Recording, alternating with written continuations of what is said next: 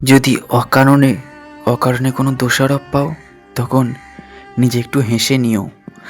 হয়তো তুমি ঠিকঠাক পথে সোজা পথে যাচ্ছ বলেই ষড়যন্ত্র তোমাকে খুঁজে পেল। হয়তো তুমি তোমার পছন্দের মানুষটাকে ধরে রাখতে পারোনি, তাকে ধরে রাখার সামর্থ্য তোমার নেই, কিন্তু তাকে সারা জীবন ভালোবাসার শক্তি সেটা তোমার অবশ্যই আছে। নিজের জীবনের ভারসাম্য বজায় রাখার দায়িত্ব সম্পূর্ণ নিজের, এটা অন্য কারো না। অপূর্ণতা বা না পাওয়া এটা কোনো অভিশাপ নয়, এটা হলো জীবনের একটা ভারসাম্য।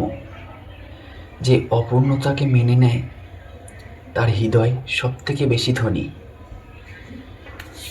অপূর্ণতা না থাকলে পূর্ণতার মর্যাদা পাওয়া যায় না।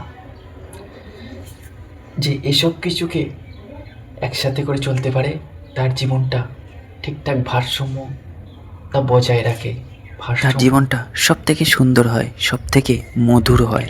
একটা কথা মাথায় রেখো, মানুষ গাছ কাটতে যায়, কিন্তু কাটতে কাটতে ক্লান্ত হয়ে গেলে তখন সে আবার সেই গাছের নিচেই আশ্রয় নেয়।